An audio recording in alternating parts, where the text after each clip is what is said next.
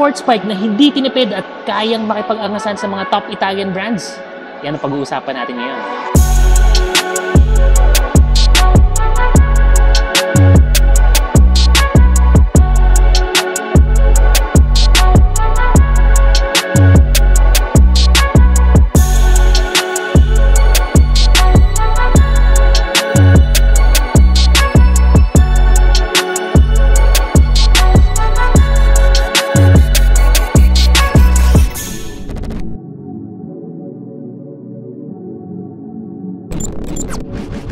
The Zontes 703RR will soon come in the Philippines. Aabangan natin lahat ng to. Pagdating sa looks, ito yung pinagsama-samang what works and what stands out from different brands and then blending their own identity with their designers working on this bike. Kita natin, sobrang sporty ng itsura na ito. From the front, the aggressiveness of the lines from the front to the side to the rear, it has its racing DNA. May mga air cowling sa gilid, ang tapang ng headlight assembly, you've got the racing windshield right here. Even yung side mirror, it's very aerodynamic. Something unique about the looks of this bike, tingnan mo ito mga brother, we would actually think that the headlight assembly is somewhere here, pero hindi. This is actually textured surface, magaspang to. These are your DRLs or your daytime running light. Tapos walang ilaw dyan, ayun o. Walang ilaw dyan. Alam mo kung nasan yan? Andito. These are your projector headlights, no? And then the signal lights naman yung nandito, yung twinkers natin. So pag tiningnan mo sa harap, deceiving kasi wala dito yung headlight. Ito siya. Pakita ko ulit no? Projector type headlight, mga brother. Both for high and low. Very compact, very lightweight, and then fully faired pagdating dito with some of the engine exposing. So that gives an additional layer of accent and dimension pagdating sa overall angas ng bike. Tapos tingnan mo yung aggressiveness ng lines from the front to the back. Yung racing decals having its identity as a racing motorcycle. The embossed Zontes branding. Yung pagka-glossy, pagka-pulido ng finish ng paint hanggang dito sa kanyang swing arm. Racing speed. Ang linis ng pagkakagawa ng rear part nito. You just have a small fender right here, pero meron ka namang tire hugger dito sa baba. So all in all, this is a head turner. Kahit saan ka magpunta, mapapatingin at mapapatingin talaga. So far mga brother, the Zontes 703RR comes in two colors yung nakita ko so far. Ito yung parang combination of silver and blue, and then the combination of the white and red. Ang angas ng itsura. Tingnan naman natin yung makina. Pagdating sa engine nito, this has a similar engine profile as that of the 703F also from Zontes. So, yung makina nito, 699cc, 3-cylinder, grabe, napakaswabe. Unang angas ang tunog. Even yung stock niya, swabe na. But if you want to make it louder, then obviously you can upgrade the pipe. Pero yung mga gusto ng, yung maangas sa tahimik lang, ito yon. But ang masasabi ko talaga dito, first time riding it, what will stand out is really the smoothness of this engine. Again, same engine profile of the 703F. So, alam mo na swabe talaga yung ride nito. So, I've tested this dito sa facility, dito sa Zontes, Guangdong, China. And even if umuulan, hindi ako natakot na ihataw. And then, ang smooth lang ng pag-downshift, pag-upshift. Siyempre, nakatulong din yung quick shifter na to, which you can turn off and on. The power is there, the acceleration is there. Sa dami na rin ng mga bikes na nagamit ko, even back in the Philippines, masasabi natin, may may palo tong bike na to. For the brakes, before I move on to the actual engine specs, I just want to point out that the levers are actually adjustable to your preference. Yung clutch lever natin and also the brake levers. Ito yan. When it comes to the brake, what we have in front is a dual disc brake. Actually, large in diameter. Yan, not the staggered one, fully round. And then, for this variant, what we have are Brembo calipers. Kasi, yung isang variant naman natin, meron tayong isang variant dito na J1, di ba? Hindi po sa akin yan. But, we also have a Brembo caliper variant. Now, I'm just not sure kung ano ilalabas sa Pilipinas. So, antabayan natin. Kung Brembo, mas okay. But nonetheless, magkamaka-anak naman yan, si Brembo at si J1. At the rear, what we have is single disc brake, Brembo calipers as well, and As an additional safety, the bike goes with dual channel ABS and then traction control, which you can turn off and turn on as well. Sa suspension, hindi magpapahuli itong bikes na to, as what we have is Marzocchi upside down fork. Definitely built for performance. Ito, ang laki ng diameter na to. Yung sa front fork, upside down. Really built for speed. Yung stability na binibigay na to, even for cornering, ramdam mo talaga hindi ka mag-aalangan.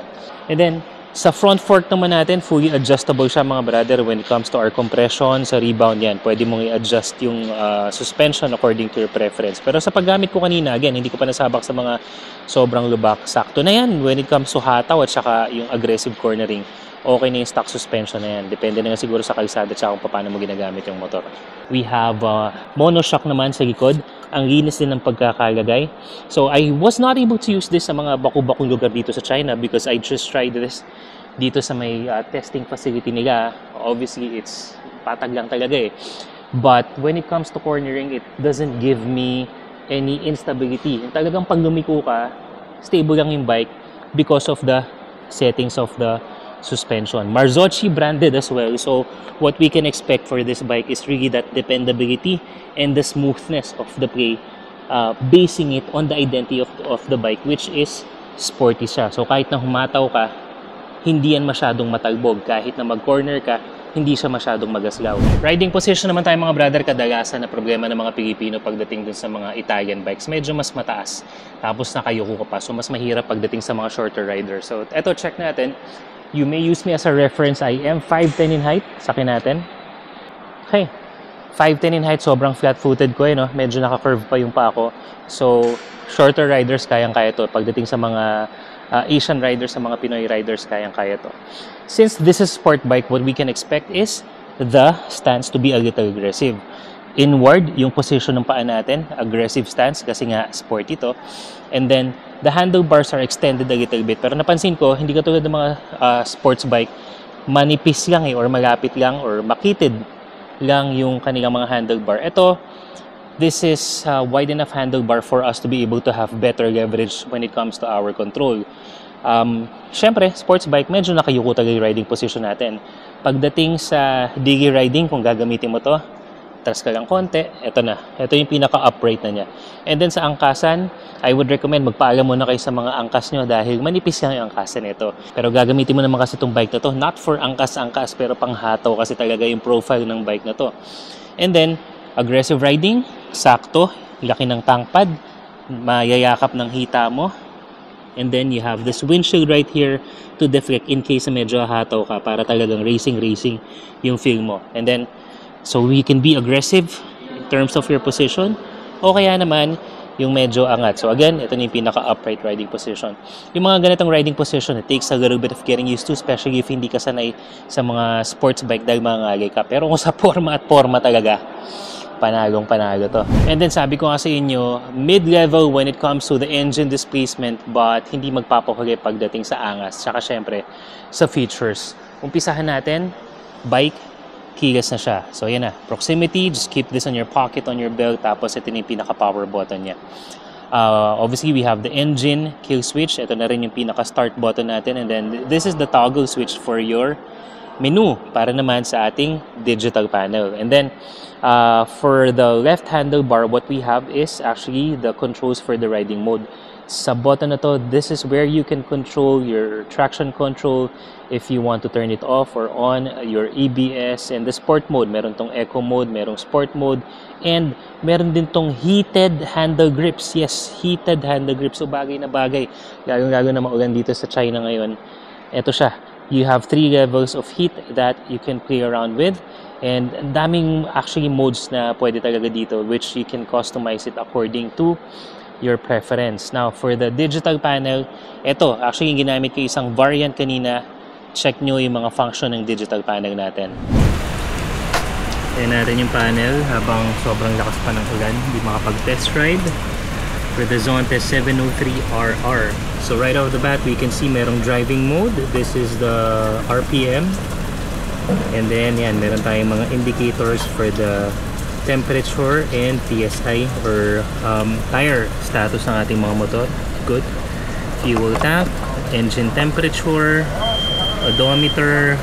Meron ding ano, gear indicator, and then the speedometer. So, ang ganda napakaginaw ng arrangement. It's not cluttery. You can view the information that you need in one glance. So, makita na natin right off the bat, there's an ABS and then traction control as well. In traction control, alam ko, that can be turned off and turned on.